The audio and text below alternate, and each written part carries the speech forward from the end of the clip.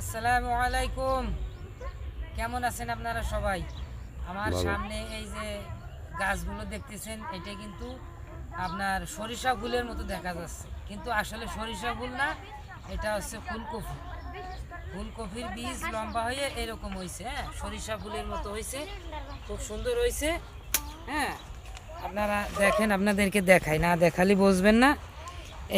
এইগুলো কিন্তু সব এই যে ফুলকপির বীজ, বুঝছেন? ওই যে দেখেন গোড়ায় ওই যে ফুলকপি, ওর থেকে ডাটা বেরোয় বেরোয় এরকম হয়েছে।